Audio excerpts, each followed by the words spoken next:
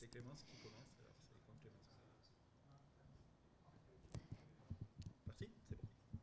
Bonjour à tous, la métropole est ravie de vous accueillir. Donc, je suis Clémence Labatte, chargée de mission Sciences de la vie santé pour la métropole de Lyon. Et nous vous proposons une réunion d'information sur l'opération de sciences citoyennes Moustim. Merci beaucoup de votre mobilisation en nombre. C'est un encouragement pour nous, évidemment, et pour nos partenaires à réitérer ce type d'approche. Malheureusement, vu le grand nombre de candidatures, certains n'ont pas été sélectionnés et nous avons fait le choix quand même de vous partager plus d'informations sur cette expérience scientifique et citoyenne pour mieux comprendre le moustique tigre.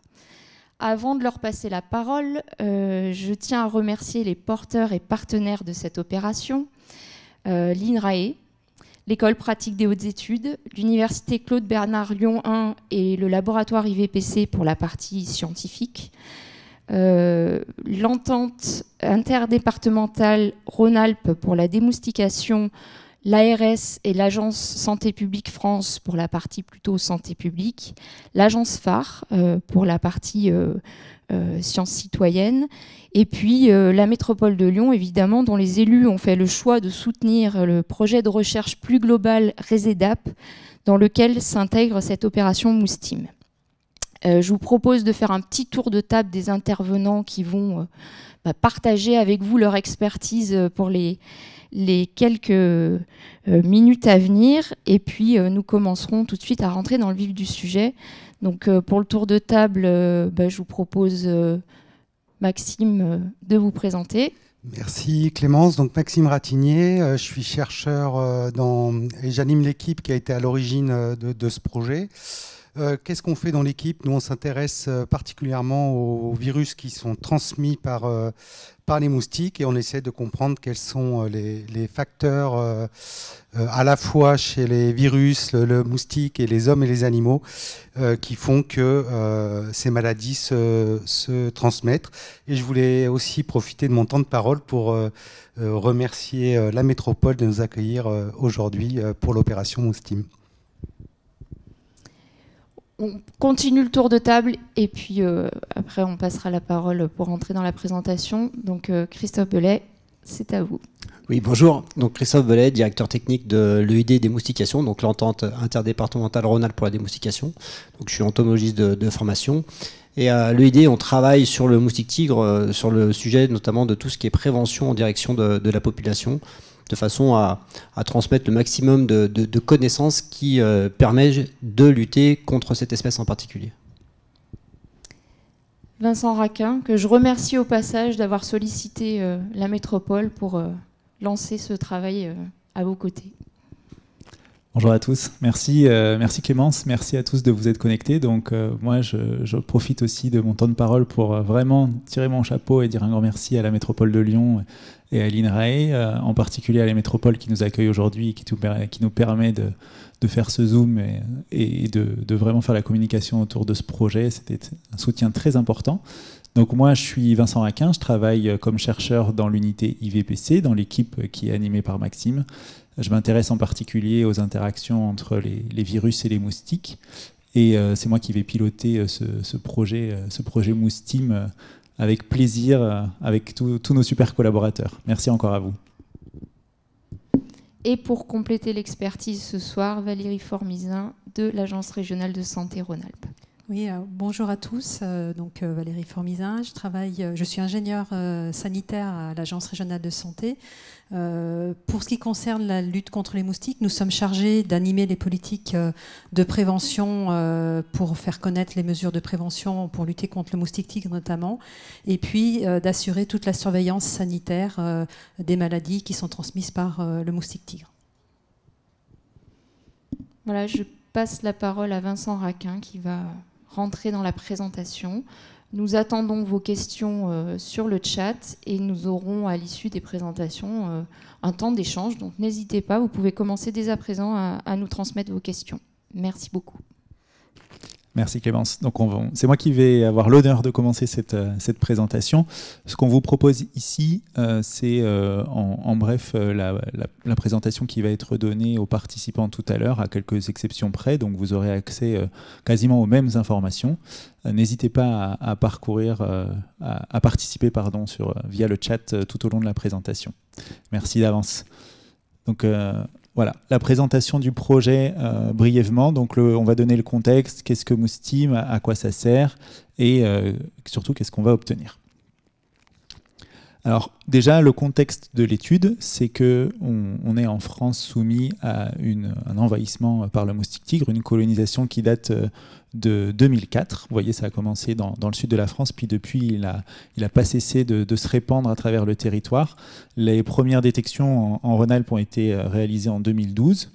Et maintenant, vous voyez qu'il colonise plus de 71 départements en France, donc c'est vraiment une problématique majeure. Et je rappelle ici que vous avez des outils, notamment la plateforme Signalement Moustique, qui vous permettent, via quelques clics, de signaler la présence du moustique tigre sur votre commune en prenant des photos et en les téléchargeant sur ce site internet. Alors, cette colonisation du moustique tigre, elle a été permise par des facultés un peu spécial qu'a ce moustique, et notamment, comme vous le voyez sur cette image, cette faculté de coloniser des gîtes de ponte qu'on appelle artificiels. Donc en fait, c'est nous qui lui fournissons, à travers nos activités, les gîtes qui sont propres à sa reproduction. Vous voyez par exemple des tonneaux, des gouttières qui sont mal entretenues ou des jeux qui restent dans les bacs à sable. Et en fait, ce moustique, il va être capable de coloniser ces gîtes-là, que d'autres moustiques ne colonisent pas.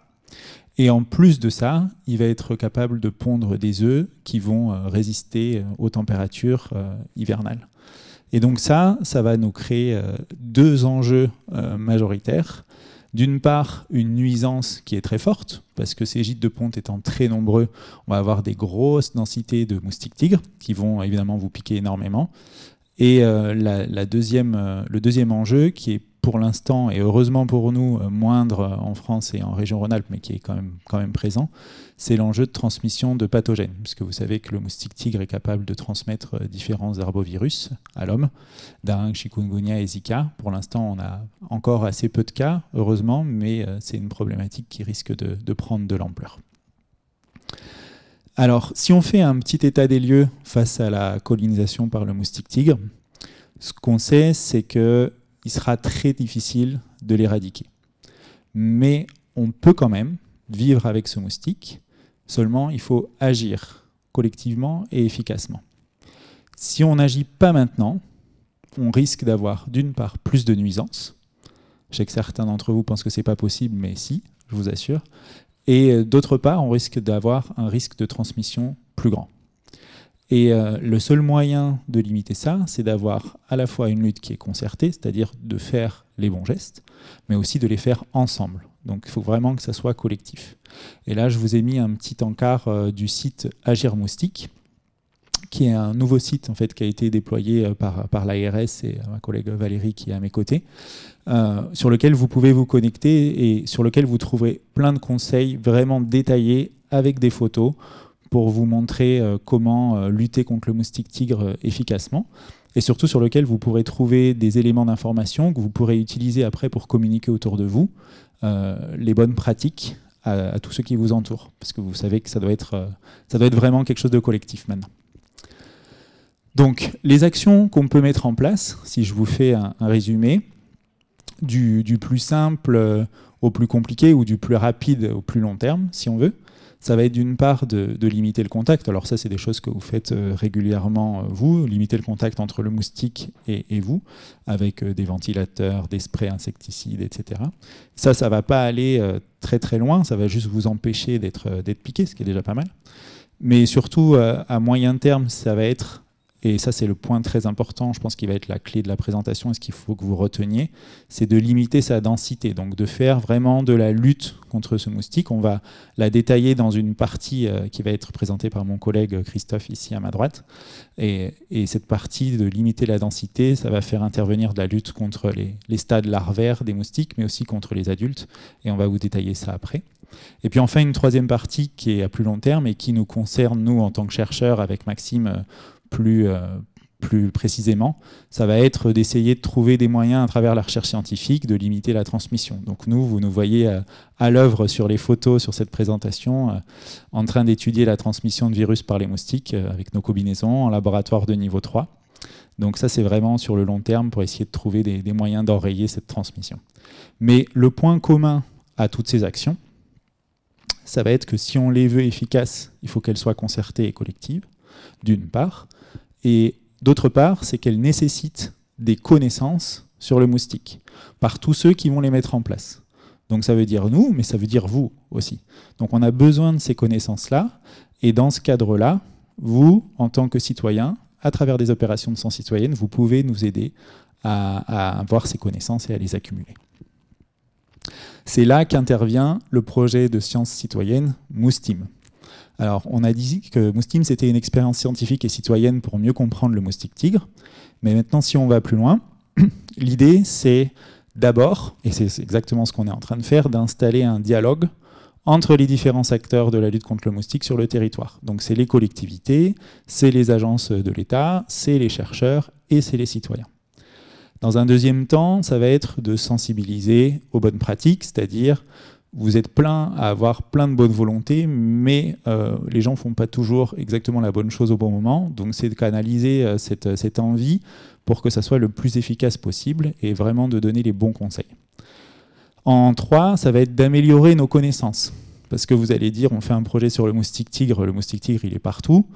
Ben, en fait, il est partout, mais pas partout pareil. Donc d'avoir des données précises sur à quel endroit il y a beaucoup de moustiques ou pas beaucoup, ça c'est quelque chose qui va vraiment nous aider.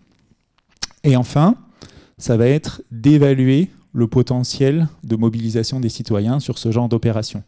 Parce que vous représentez une force extrêmement importante pour la science. Et ça, c'est quelque chose dont il faut vraiment que vous ayez conscience. C'est-à-dire que les citoyens, ils ont vraiment à l'avenir un rôle très important à jouer, qu'il faut leur laisser. Et nous, on veut voir si, à travers ces genres d'opérations, on peut mobiliser les gens, on peut les engager sur la durée, et comment peut-être modifier nos actions pour que cet engagement soit le plus important et le plus efficace possible. Donc, Moustim, comme l'a dit ma collègue Clémence tout à l'heure, c'est des organisateurs, donc je ne vais pas vous les représenter. Vous avez tous les acteurs du projet avec leur logo ici. Donc on est 8 partenaires avec des gens du public et du privé, des collectivités, des acteurs de la santé ou du monde académique. Et puis il y a 100 participants qui ont été sélectionnés, des volontaires, donc, et qui vont nous aider sur le projet et qui proviennent des communes de la métropole de Lyon. Alors, qu'est-ce qu'on attend de Moustim, pardon. Qu'est-ce qu'on va avoir avec ce projet? Alors, la première chose, ça va être d'éclaircir les enjeux de la lutte contre le moustique tigre. Ça, c'est pas forcément clair dans toutes les têtes. Donc, à la fin du projet, on va vraiment avoir un message à rapporter à la maison sur qu'est-ce qu'il faut faire pour être efficace contre le moustique tigre chez vous. La deuxième chose, ça va être d'améliorer la lutte contre ce moustique tigre, puisque si déjà on est efficace ensemble, que le message arrive à essaimer à partir des gens qui ont suivi ce live ou qui ont participé à l'opération, on va avoir une force de frappe qui va être beaucoup plus conséquente. La troisième, ça va être d'acquérir des données qu'on n'avait pas jusqu'ici, notamment dans le cœur de la métropole de Lyon, sur les différents arrondissements. Il y a plein de données pour lesquelles on n'a pas de connaissances. Donc ça sera savoir où il y a du moustique et combien, ça sera très important.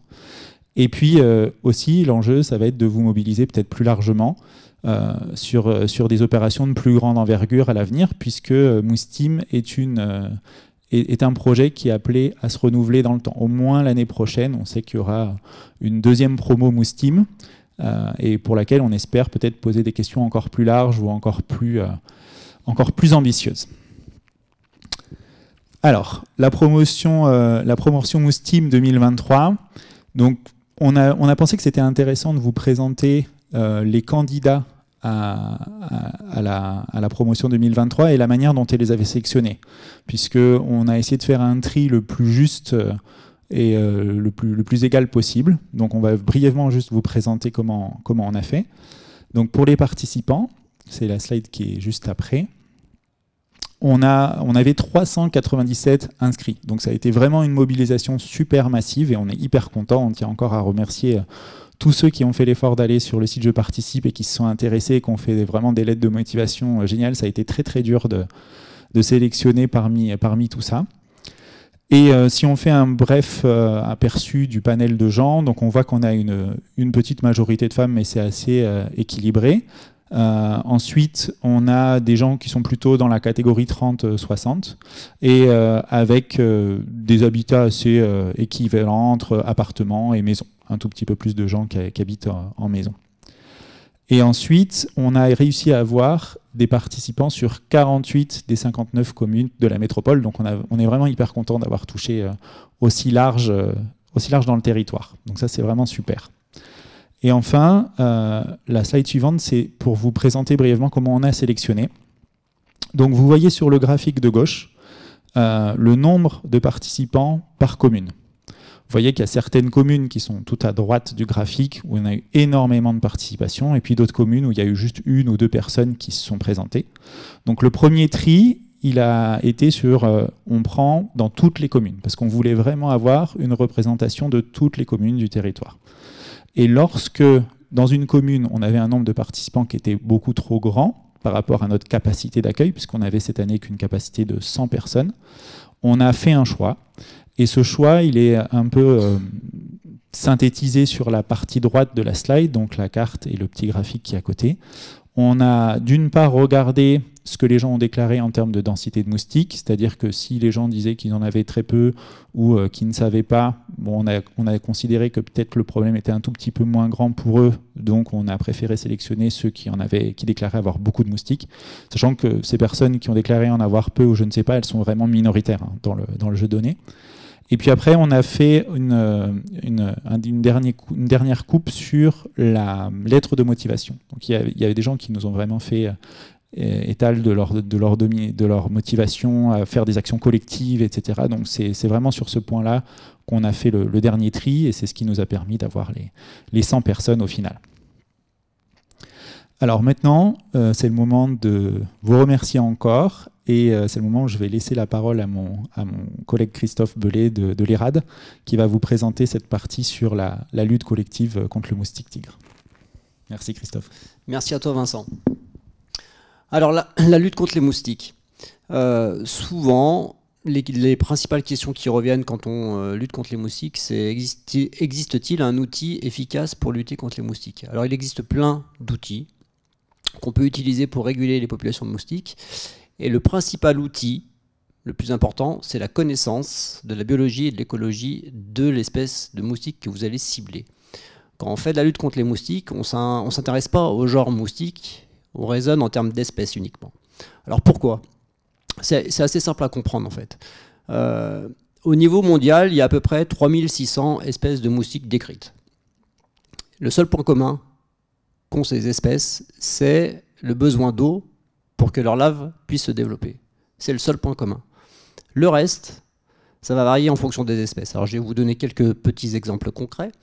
Tout le monde sait ou a connaissance que les moustiques, notamment les femelles, vont prélever du sang pour pouvoir effectuer leur ponte. Et ben, il y a des espèces de moustiques qui n'ont pas besoin de prélever de sang. Donc ça, c'est un premier exemple. Il y a des espèces de moustiques, les femelles, elles ne prélèveront jamais de sang. Il y a d'autres espèces de moustiques qui ont besoin d'eau pour déposer leurs œufs, et d'autres qui n'ont absolument pas besoin de présence d'eau pour déposer leurs œufs. Elles vont déposer leurs œufs sur un support ou sur un substrat. Donc voilà des différences très importantes au sein des espèces et qui sont très très importantes à prendre en compte quand on lutte contre les moustiques. Alors pour le moustique tigre, c'est une espèce qui a une biologie et une écologie particulière. C'est une espèce qui va déposer ses œufs sur un support. C'est une espèce à la base qui est forestière, qui est originaire d'Asie du Sud-Est et qui colonisait les creux d'arbres et les creux de rochers. Donc des milieux où la présence d'eau était aléatoire dans le temps. Donc pour faire face à cet aléa, les femelles ont développé une stratégie particulière, c'est de déposer leurs œufs sur un support vertical. Et ces œufs, Vincent en a parlé tout à l'heure, ont la particularité de résister au gel, mais également à la dessiccation. Donc on parle de diapause et de quiescence. À partir du moment où on a intégré ces données, c'est très facile de lutter à son échelle contre le moustique tigre. Il va falloir rechercher tous les gîtes larvaires qui pourront être exploités par cette espèce. Et au niveau de nos habitats, on en trouve énormément. Ça va être ça peut être des coupelles, ça peut être des pots, des vases, des bidons, des citernes. Et c'est absolument pas des gîtes naturels tels que les mares, tels que les étangs, tels que les marécages. Le moustique tigre, c'est vraiment une espèce inféodée à des contenants divers et variés. Donc ça, c'est vraiment l'élément de base à maîtriser quand on veut lutter contre le moustique tigre. Alors au niveau des gîtes de ponte, c'est une espèce donc invasive qui est arrivée dans à la fin des années 70 en Europe et qui a colonisé maintenant pratiquement tous les continents et qui est présente en France depuis 2004 et qui a colonisé maintenant pratiquement 71 départements. La carte, vous l'avez vu tout à l'heure. Donc c'est une espèce invasive. On nous posait très régulièrement la question, Valérie on nous l'a posé tout à l'heure, c'est mais comment ça se fait qu'avant il n'y en avait pas de moustiques tigres? C'est simplement une espèce invasive, donc c'est une nouvelle espèce qui vient s'intégrer à notre biodiversité, et comme il y a une dizaine d'années elle n'était pas présente, forcément les nuisances n'existaient pas. Et comme ces populations d'une année sur l'autre gagnent en densité, les nuisances sont de plus en plus importantes. Ça c'est le premier point. Alors, au niveau de son écologie, j'ai commencé à en parler tout à l'heure. Donc, les œufs sont déposés sur un support. Ils résistent à la fois au gel et à la sécheresse. Donc, des œufs qui sont pondus l'été dans un récipient vide, c'est pas du tout un problème pour eux. Ils vont passer la période estivale. Ils peuvent rester plusieurs semaines, voire plusieurs mois au sec. C'est absolument pas un problème. Et que dès que vous aurez des orages au cours de l'été qui vont permettre de remettre en eau ces milieux, les œufs vont pouvoir éclore et donner une nouvelle génération. Et c'est des œufs qui vont passer l'hiver en diapause. Donc les œufs qui sont pondus à partir de septembre vont tous rentrer en diapause et ils vont pouvoir éclore au printemps suivant lorsque les conditions écologiques redeviendront favorables. Donc ça c'est le premier point. Parce que souvent, quand on parle de moustique tigre, on parle de moustique exotique et on pense que c'est une espèce qui n'est pas du tout adaptée à persister sous nos latitudes. Le fait d'avoir de présenter une diapause au niveau de ses œufs, lui permet de passer l'hiver sous nos latitudes. Donc c'est pour ça qu'on a du moustique tigre tout le temps, tout le temps, tout le temps. Alors, la transmission... Alors, j'ai encore 2-3 petites choses à dire. Je pourrais parler des heures, mais il faut être très synthétique. Au niveau des larves de moustique tigre, donc en termes de durée de développement, plus la température va augmenter, plus le cycle de développement va être court. C'est-à-dire qu'en pleine période estivale, entre l'éclosion de l'œuf et l'émergence de l'adulte, il faut compter à peu près une semaine. Donc lorsqu'on vous donne des conseils de vider vos coupelles et vos sous-coupes 1 à 2 fois par semaine, c'est pour interrompre ce cycle de développement. Donc là, vous touchez le fait que la connaissance de l'espèce est très importante quand on veut lutter contre le moustique tigre. Alors au niveau de son activité, notamment son activité journalière, vous l'avez probablement tous remarqué, c'est un moustique qui a une activité diurne, c'est-à-dire qu'il va vous piquer la journée. Il y a même 2 pics d'activité dans la journée, il y a très tôt le matin et plutôt en fin d'après-midi, début de soirée. Donc ça c'est typique du moustique tigre. Ce qui est également typique du moustique tigre, c'est un moustique qui a plutôt tendance à vous piquer au niveau des chevilles et des mollets, même si il peut vous piquer sur un bras. C'est plutôt des nuisances qui vont s'effectuer au niveau des membres inférieurs. Et puis, comme c'est un moustique diurne, tous les prédateurs nocturnes, comme les chauves-souris, ont aucun impact sur le moustique tigre. Donc vous voyez, là aussi, on touche le fait que la connaissance de l'espèce est relativement importante et très importante pour mettre en place des actions qui permettent de réguler les populations de moustiques et du moustique tigre en particulier. Et j'en ai terminé pour ma partie. Non, la transmission, je laisse ça. Oui, alors, on vous a représenté ici le cycle de transmission vectorielle. Donc, on l'a vu, le moustique tigre est capable de transmettre les arboviroses tels que la dengue, le chikungunya et le Zika. pour pouvoir transmettre ces maladies, le moustique doit piquer une personne qui est porteuse de ces virus, qui est malade, avec ou sans symptômes, mais qui va contaminer le moustique. Il faut avoir en tête que les moustiques tigres qu'on a et qui éclosent en France métropolitaine ne sont pas porteurs d'arbovirose, ils sont sains. Ils sont nuisants, ils nous piquent, mais ils ne nous transmettent pas de maladie, sauf s'ils se contaminent en piquant une personne qui revient malade d'une zone intertropicale. Et comme ce qui se passe en ce moment, on a beaucoup de personnes qui reviennent atteintes de la dengue, puisqu'il y a une épidémie de dengue dans les Antilles en ce moment. Donc, lorsque le moustique pique ces personnes, le virus va pouvoir se diffuser au sein du moustique pour atteindre les glandes salivaires. Il faut à peu près une semaine, une dizaine de jours. Et après, lorsqu'il va piquer la personne, il sera susceptible de transmettre les maladies. Et à ce moment-là, on aura initiation d'un cycle autochtone et de transmission locale de ces maladies. C'est la raison pour laquelle on met en place des actions de surveillance renforcées au moment de la période où il y a beaucoup de moustiques pour essayer d'identifier les personnes qui reviennent malades de voyage. Il y a tout un dispositif de surveillance lié à la déclaration obligatoire. Et les professionnels de santé signalent aux agences régionales de santé les personnes qui sont atteintes de dengue, chikungunya ou Zika. Et à ce moment-là, on lance tout un processus en lien avec notre opérateur, donc qui est l'EID, c'est les équipes de Christophe qui interviennent sur le terrain, pour essayer de voir si dans les lieux qui ont été fréquentés par ces patients, il y a du moustique. Et s'il y a eu effectivement du moustique dans ces lieux, à ce moment-là, on lance des opérations de traitement adulticide sur des secteurs qui sont très très restreints. On est sur des secteurs qui sont d'une 100-150 mètres autour des lieux qui ont été fréquentés par le patient.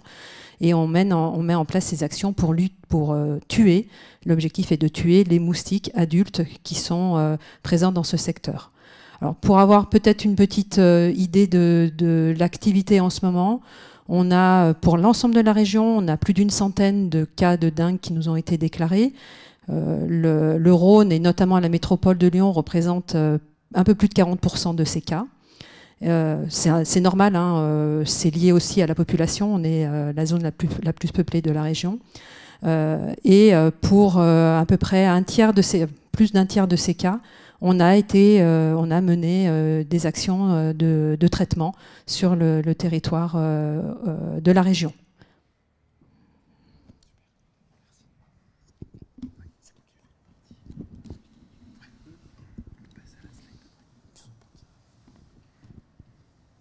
Alors, pour reprendre mon discours de tout à l'heure sur la biologie et l'écologie du moustique tigre, donc une fois qu'on maîtrise ça, on est capable d'identifier tous les gîtes de reproduction exploitables par cette espèce. Et donc on se rend compte très rapidement que la lutte la plus efficace contre cette espèce, ça va être la lutte mécanique, ou ce qu'on peut appeler également la lutte physique. Alors en quoi consiste la lutte physique et la lutte mécanique? Eh ben, c'est assez simple, le concept c'est de supprimer physiquement les gîtes de reproduction du moustique tigre. Alors, je vous ai cité l'exemple de la coupelle qu'on pouvait vider 1 à 2 fois par semaine, mais il y en a plein d'autres. Ça va être de supprimer, ça va être de protéger, ça va être de ranger tous les contenants divers et variés qu'on va retrouver principalement sur l'espace privé autour de nos maisons ou sur nos terrasses, nos balcons, pour ceux qui habitent en habitat collectif. Donc ça, c'est l'action principale à privilégier quand on veut réguler les populations de moustiques tigres. Alors pourquoi également? Parce qu'en fait, ces petits gîtes, ils sont très restreints et les larves, elles sont concentrées dans ces petits gîtes. Il est bien plus difficile de lutter contre les adultes quand ceux-ci sont dispersés au niveau aérien. Donc la lutte mécanique, c'est la lutte principale à mettre en œuvre pour lutter contre le moustique tigre sur du long terme. C'est le b.a.-ba en fait. Alors, quelques petites photos pour illustrer mes propos parce que c'est toujours plus parlant. Donc vous avez tout ce qu'on peut retrouver sur l'espace privé. Vous avez tous les dispositifs de stockage et de recueil des eaux de pluie pour arroser le jardin. Donc ça va être les bidons, ça va être les citernes. Ça peut être les Zoya aussi maintenant qu'on utilise de plus en plus régulièrement. Donc les Zoya, c'est des sortes de jarres en terre cuite qu'on va enterrer, qu'on va remplir. Et l'eau va se diffuser à travers la jarre pour alimenter en eau les plantations. Donc ça, c'est des milieux exploités par le moustique tigre par sa reproduction. Ça peut être également tout ce qui est objets divers. Hein. Là, vous avez l'exemple de brouette. Donc une brouette, ça peut se remplir avec l'eau de pluie, ça peut devenir un milieu extrêmement favorable pour le moustique tigre. Donc la lutte contre le moustique tigre, c'est à la fois une lutte individuelle, mais une lutte collective. C'est-à-dire que dans votre quartier, dans votre lotissement, dans votre immeuble, si vous êtes la seule personne à mettre en place ces actions de prévention, vous ne verrez pas la différence. Par contre, si au niveau collectif, vous arrivez à vous organiser de façon à ce que tous les résidents ou les colotis d'un secteur mettent en place ces actions sur les gîtes larvaires, vous arrivez à faire chuter la densité relativement fortement et on observe une amélioration du cadre de vie. Alors il n'y aura jamais d'éradication ou de disparition totale des populations de moustiques tigres parce qu'il y a plein de gîtes sur lesquels on n'a pas la main. Mais en faisant ces actions sur l'espace privé, on arrive à faire chuter les densités fortement. Ça, c'est assez établi. Alors, en termes de saisonnalité, le moustique tigre, les larves vont commencer à se développer au mois d'avril. Donc les premières émergences vont apparaître en général au début du mois de mai. Mai-juin, c'est encore des populations relativement faibles en termes de densité, donc c'est peu perceptible. Et puis plus on va avancer dans la période estivale, et plus les densités vont gagner, et on atteint systématiquement des pics de densité les plus fortes sur fin août, début septembre. Donc actuellement, on est en plein dedans. Et ça, on l'observe tous les ans. Donc tous les ans, le maximum de la densité des populations de moustiques tigres s'observe entre le 15 août et le 15 septembre. Et après septembre, les densités vont commencer à chuter. Parce que les œufs pondus vont entrer en diapause, donc ça j'en ai parlé tout à l'heure, et puis également parce que les adultes vont commencer à mourir, parce que normalement il est censé faire un peu plus frais à l'automne, bon c'est pas le cas cette semaine, mais ça a un impact sur la durée de vie des populations de moustiques tigres, notamment à l'automne. Donc oui, c'est... Comme souligné, c'est un engagement sur la durée, hein. Donc c'est des actions à mener sur la durée, parce que si vous faites ça que pendant quelques mois et que vous ne répétez pas ces actions les années suivantes, eh ben, tous vos efforts vont tomber à l'eau. Donc c'est vraiment quelque chose à mettre en place, j'aurais tendance à dire ad vitam aeternam, parce que dès que vous allez relâcher vos efforts, les populations vont regagner de nouveau en densité. Donc il faut vraiment mettre en place cette action sur du très très très long terme. Alors la lutte contre les adultes en complément, donc Valérie en a parlé un petit peu, donc là ça rentre dans le cadre de la lutte antivectorielle. Donc dans la lutte antivectorielle, pourquoi on met en place des traitements adulticides? Parce qu'on répond à une problématique différente. On doit intervenir le plus rapidement possible autour d'un lieu qui a été fréquenté par une personne qui a contracté une arbovirose et qui était en phase de virémie, donc dengue, chikungunya ou Zika, de façon à essayer de casser une chaîne de transmission locale de ce virus qui pourrait se mettre en place. Donc ça, malheureusement, il n'y a que les traitements adulticides qui permettent d'avoir des résultats. Parce que la gestion de votre gîte larvaire à ce moment-là, c'est pas assez rapide en fait comme résultat. Ça le sera pour les 3-4 semaines qui vont suivre vos traitements, mais au moment à l'instant T, il n'y a que le traitement contre les moustiques adultes qui permet d'atteindre l'objectif de casser cette chaîne de transmission. Malheureusement, c'est comme ça. Alors après, en outil complémentaire à la gestion des gîtes larvaires, vous avez le piégeage. Donc on va parler des fameux BG-GET. Et le piégeage, ça a été présenté, c'est souvent présenté comme une solution miracle, innovante. Pour les entomologistes qui travaillent sur les moustiques, c'est absolument pas innovant, hein, parce que les pièges à moustiques, on les utilise depuis une 50aine d'années. Hein. Et c'est un outil complémentaire à la gestion mécanique et à la lutte physique.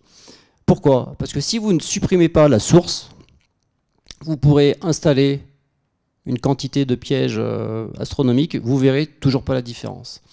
L'usage des pièges, il se fait dans un cadre bien précis. C'est d'abord la gestion des gîtes par la lutte mécanique, et ensuite, une fois qu'on a fait ça à une échelle relativement importante, hein, à l'échelle d'un quartier, on peut envisager de le compléter par l'installation de pièges. Et l'installation de pièges, pour qu'elle ait un vrai impact, il faut qu'elle se fasse d'une façon particulière. Il faut un nombre de pièges, une densité de pièges importante et une couverture du territoire également importante. Je reprends l'exemple du lotissement. Vous avez un lotissement de 10 personnes. Si une seule personne fait les gestes et met un piège sur sa parcelle, elle verra pas la différence. Par contre, si vous avez au moins 80% des gens qui font les gestes et qui installent des pièges, vous aurez un vrai impact sur la densité des populations de moustiques tigres. Alors après, par rapport à la slide, j'ai commencé à en parler tout à l'heure, dans les solutions, dans les outils qui ne fonctionnent pas sur le moustique tigre, on parle souvent de la prédation. Donc la prédation nocturne par les chauves-souris, malheureusement on ne peut pas compter dessus parce que le moustique tigre, je le rappelle, c'est une espèce de moustique qui a une activité diurne. Donc il existe des espèces de moustiques qui ont une activité nocturne, qui là pourront subir la prédation des chauves-souris, mais pas le moustique tigre. On peut parler également de certains oiseaux, hein. On peut parler des hirondelles. Tout le monde sait que les hirondelles se nourrissent de moustiques, mais de moustiques, c'est un terme général. Les hirondelles, par leur mode de chasse, elles vont chasser au-dessus des plans d'eau, elles vont chasser au-dessus des champs, elles vont chasser au-dessus des prairies, donc c'est des zones ouvertes, parce qu'une hirondelle, je compare souvent ça à un avion de chasse. Les hirondelles, elles ne sont pas faites pour chasser en zone urbaine, entre les immeubles, les voitures et tout ça. Donc ça, la prédation par les hirondelles, on peut l'oublier également. Par contre, il y a d'autres petits passereaux, potentiellement insectivores, comme les mésanges, qui peuvent exercer une prédation sur le moustique tigre. Ça oui, parce que leur mode de vie fait qu'elles sont au cœur de nos centres urbains et elles ont la possibilité de rentrer en interaction relativement fréquemment avec le moustique tigre.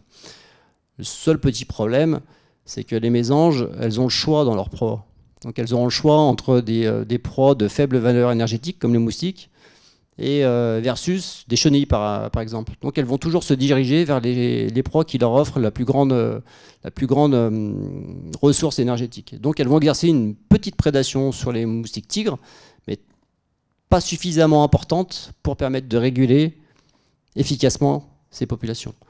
Donc on en revient toujours à la même chose. L'action principale pour lutter contre le moustique tigre, c'est la gestion des gîtes larvaires. Ça a un vrai impact très rapide. Merci beaucoup, merci à tous les intervenants. Je pense que maintenant on peut prendre les questions. On a démarré un petit peu en retard, alors peut-être qu'on peut continuer un peu après les 17h qui étaient prévus. Je crois que c'était 17h pour prendre des questions. Alors, est-ce qu'on a des questions sur le chat? Je vois que Clémence, tu nous as fait un petit résumé. Alors, je vais les prendre dans l'ordre. Ouais. Alors, la première question était relative au cas de dingue. Donc, une personne qui nous interroge sur le fait d'avoir entendu parler d'un cas de dingue à Satonécan. Alors, c'est un exemple de ce que je vous citais tout à l'heure. Hein. On a eu plus d'une centaine de cas de dingue qui ont été déclarés à l'agence. Et effectivement, il y a une personne qui a voyagé, qui est revenue malade et qui a été à Satonécan et pour laquelle on a dû mettre en œuvre une opération de lutte antivectorielle. Ce n'est pas des actions sur lesquelles on communique très largement, puisque c'est des actions qui, comme je vous l'ai expliqué tout à l'heure, sont très très ponctuelles. Donc en général, vous n'en entendez pas parler, sauf si vous êtes concerné par le périmètre de traitement, où vous avez dans vos boîtes aux lettres, 2 jours avant l'opération, vous avez une information qui vous est distribuée par les agents de l'EID pour vous informer des mesures à prendre pour éviter d'être exposé aux produits qui sont épandus, notamment fermer les fenêtres, ranger les jeux des enfants, par exemple. Si je peux juste compléter les propos de Valérie, on parle de cas de dingue importés pour l'instant. C'est des cas d'abrovirose importés, donc c'est-à-dire que c'est des gens qui ont contracté la dengue lors d'un voyage en zone intertropicale. Ne pas confondre avec les cas autochtones. Les cas autochtones, c'est des cas qui ont contracté le pathogène directement sur le territoire métropolitain. Donc ça, c'est très important à souligner. Et on n'a pas de cas autochtones en région Auvergne-Rhône-Alpes. Et c'est effectivement un point important, merci. Comment peut-on lutter si on est opposé aux insecticides? Alors, vous avez bien expliqué l'usage des insecticides pour lutter contre les adultes dans les cas particuliers, effectivement, où une infection est détectée sur le territoire. Mais finalement, il y a beaucoup de citoyens qui s'interrogent sur le pourquoi on n'utilise pas plus largement les insecticides.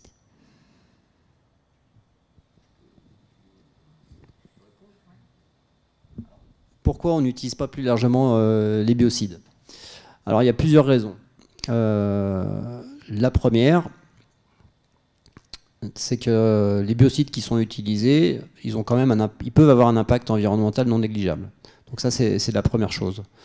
C'est des produits qui ne sont pas du tout sélectifs et qui ont un spectre d'action extrêmement large. Donc quand vous faites un traitement contre les moustiques, même si la dose technique qui est utilisée, la concentration technique est relativement faible, elle va impacter tous les autres insectes, notamment. Ça, c'est le premier élément. La deuxième, en fait, quand vous faites un traitement adulticide, vous générez un brouillard qui va rester en suspension à peu près une petite demi-heure. Et il sera impactant pour les moustiques qui vont traverser ce brouillard. Et lorsque ce brouillard va retomber au sol, forcément, il n'y a plus de matière active en suspension, donc ça perd de son efficacité. Et tous les gîtes larvaires qui sont situés à proximité vont continuer à produire du moustique tigre.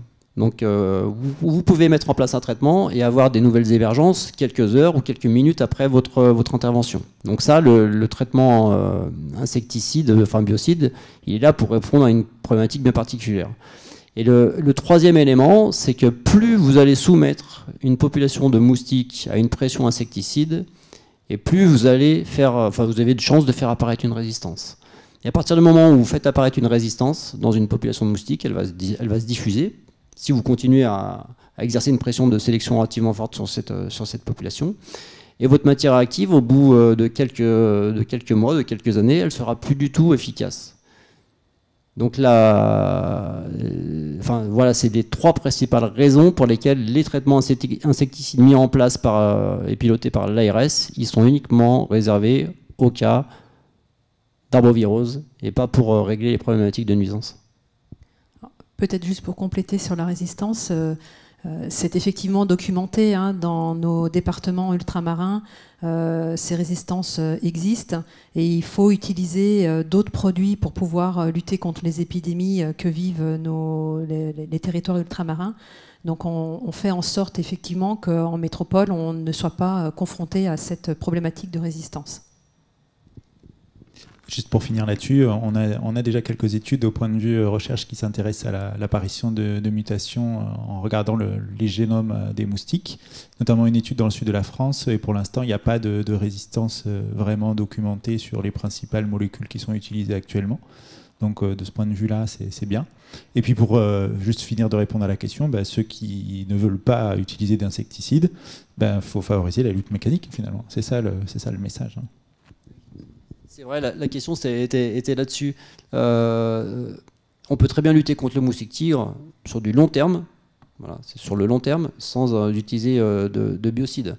La lutte mécanique permet de régler beaucoup de situations et de limiter la prolifération du moustique tigre. Mais je vais me répéter, c'est individuel et collectif. Donc si la personne qui a posé cette question est la seule personne à mettre en place ces gestes dans son environnement, malheureusement, elle ne verra pas la différence.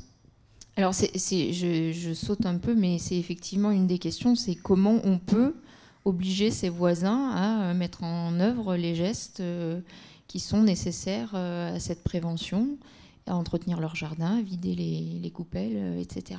Alors là... je pense que Christophe, tu as plein de choses à dire là-dessus de par ton expérience. Moi, ce que je peux te dire à travers le projet Moustim, c'est que y a plein de moyens de communiquer. Il ne faut surtout pas stigmatiser, je pense. Et puis, tous les gens qui participent à ce live et qui participent à l'opération ensuite, vous avez maintenant à la fois des connaissances et à la fois des outils de communication qui vous permettent d'aller voir vos voisins, vos proches, vos colotis, et de mettre en place ces gestes-là. Donc utiliser ces moyens-là, c'est le but aussi de dialoguer ensemble autour de ces problématiques pour pouvoir agir à plus grande échelle. Et du coup, je reviens à la question précédente qui était quelles sont les actions concrètes de la métropole pour éradiquer les moustiques tigres en dehors de la transmission d'informations, la première action, c'est la sensibilisation, c'est la transmission d'informations, en lien étroit évidemment avec l'Agence régionale de santé. C'est un sujet sur lequel nos collègues prévention santé publique sont vraiment mobilisés. Vous l'avez compris, ça commence par ça, et il faut que le plus grand nombre de citoyens soient sensibilisés et acteurs. La métropole est aussi un financeur de l'entente interdépartementale de démoustication.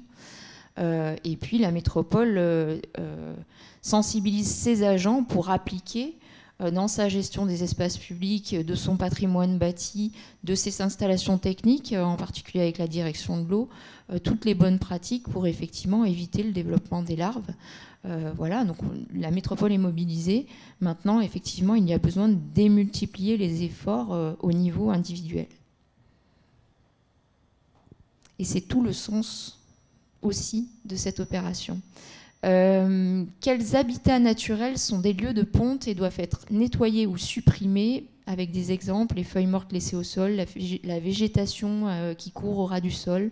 Voilà, sur quoi il faut concentrer les efforts en termes d'habitat naturel dans les jardins a priori. Alors, pas du tout sur les exemples qui viennent d'être cités.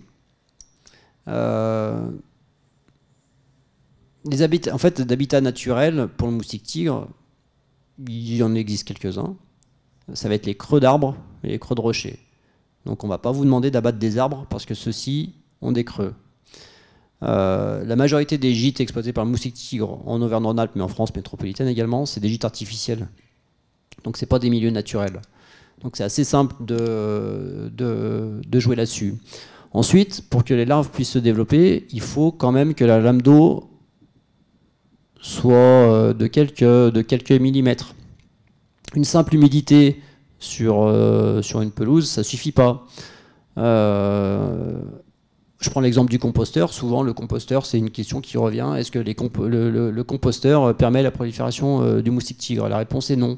Tant qu'il n'y a pas de rétention d'eau, tant qu'il n'y a pas un contenant rempli avec de l'eau, ça ne peut pas permettre le développement du moustique tigre. Donc les composteurs, on peut trouver du moustique tigre à l'intérieur parce qu'ils vont rechercher de la fraîcheur ou éventuellement venir se nourrir sur les jus sucrés issus de la macération des fruits pourris ou des pelures de légumes. Mais ce n'est pas un lieu qui va produire du moustique tigre. Donc l'habitat des milieux naturels qui produisent du moustique tigre, en fait, ils sont très restreints. C'est des creux de rochers ou des creux d'arbres. C'est tout. Le reste, c'est que des milieux artificiels. Donc une flaque dans un chemin, c'est pas un biotope exploité par le moustique tigre. Alors en termes justement de milieu artificiel, on en a parlé juste avant, les terrasses sur plot dans les immeubles qui sont de potentielles nurseries de moustiques tigres peuvent-elles être traitées par des galets de chlore ou de sel pour piscine? Alors, je ne suis pas un spécialiste dans le bâtiment. Le chlore, ce qu'il y a de sûr, les galets de chlore, c'est un puissant biocide. Si vous l'introduisez dans un gîte où des larves de moustiques ou de moustiques tigres sont présentes, ça va les tuer, c'est une certitude. Les galets de chlore, c'est très corrosif. Je pense que si on mettait des galets de chlore sous des dalles sur une terrasse sur plot, je pense que l'intégrité du revêtement va être attaquée par le chlore. Parce que le chlore, c'est très très très corrosif. Donc moi, j'éviterais de mettre des galets de chlore sous une terrasse sur plot. L'idée sur la terrasse sur plot, alors je sais que la problématique est complexe et compliquée. Les terrasses sur plot, en fait, la plupart, elles sont faites justement pour retenir de l'eau, parce que ça participe à l'intégrité physique du revêtement. Et la seule façon d'éliminer cette lame d'eau, c'est de recréer une pente dessous. Ça nécessite des travaux de réfection relativement lourds et onéreux, donc on ne peut pas forcément se le permettre. Souvent, la problématique des terrasses sur plot, il y a une absence d'exutoire au niveau de la terrasse, donc l'eau n'arrive pas à s'évacuer, l'exutoire est mal positionné, donc il y a toujours un fond d'eau qui reste. Il y a des mèches drainantes qui peuvent être installées. Sur les terrasses sur plot qui sont en rez-de-jardin, on peut éventuellement mettre du sable ou du gravier de façon à piéger la lame d'eau. Ça, je le déconseille en étage parce qu'il faut quand même que la structure elle soit capable de supporter le poids supplémentaire qu'on va apporter. Après, en termes de traitement biocide, vous avez des larvicides qui peuvent être éventuellement épandus sur la terrasse, en sachant qu'en fonction du larvicide que vous allez utiliser, celui-ci se diffuse plus ou moins bien. Si on prend le larvicide très connu qui est le bacille de Thuringe, le BTI bacille de Thuringiensis israelensis, c'est un larvicide qui ne diffuse pas. Donc pour qu'il ait une efficacité au niveau d'une terrasse sur plot, il faudrait quasiment enlever toutes les dalles pour permettre l'épandage sur la totalité de la lame d'eau. Donc techniquement ça se fait, mais c'est très contraignant. Il y a d'autres biocides qui existent. Alors d'ailleurs il n'est pas classé en biocide parce qu'il y a une action mécanique. Il y a des films silicone qu'on utilise dans les piscines qui peuvent être utilisés au niveau des terrasses sur plot. Le problème, c'est que ce gel silicone, si vous avez des précipitations, il risque d'être entraîné et d'être renvoyé vers le réseau d'eau pluviale. Donc ça va créer probablement un problème en aval, en fait. Donc les terrasses sur plot, c'est un vrai casse-tête.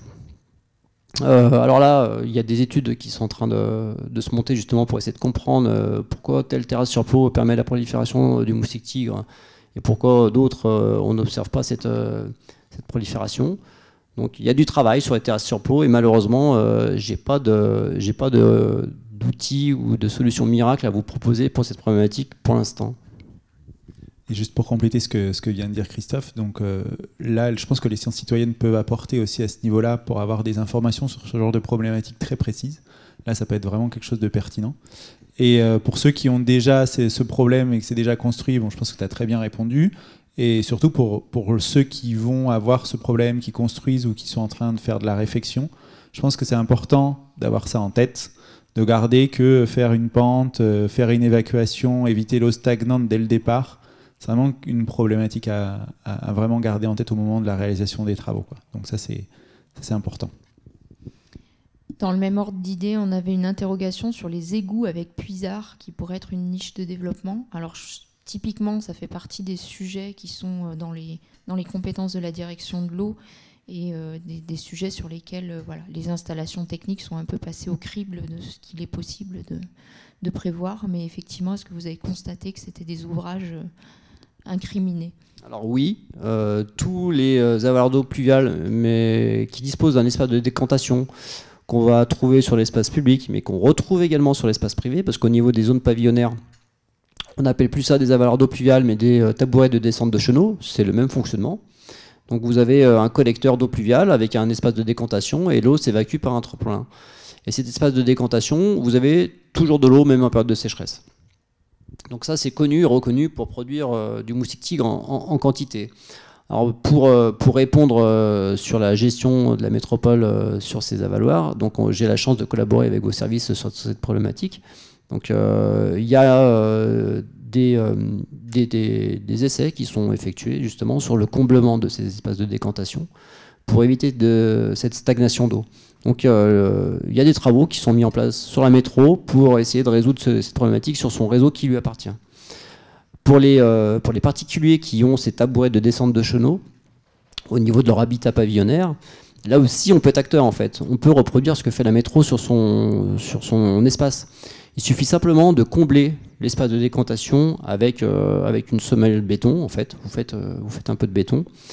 On coule une semelle béton jusqu'en limite de l'exutoire et l'eau en fait s'évacue directement. Et ça pose pas de problème d'évacuation d'eau. Et les quelques petits débris qui pourraient être entraînés, ils vont pas obstruer le réseau un peu plus loin. Donc ça, il y a une action individuelle à mettre en place au niveau de ces tabourets de descente de chenaux. Et pour ce qui appartient à la métropole de Lyon, leur service travaille dessus et commence à tester des solutions justement mécaniques qui permettraient de supprimer cette problématique liée aux avaloirs d'eau pluviale. Merci. Pour finir, 2 questions plutôt sur l'aspect piégeage. Est-ce que vous avez un retour d'expérience sur les expérimentations de piégeage massif dans les communes de l'Hérault ? Alors oui, parce qu'on y participe.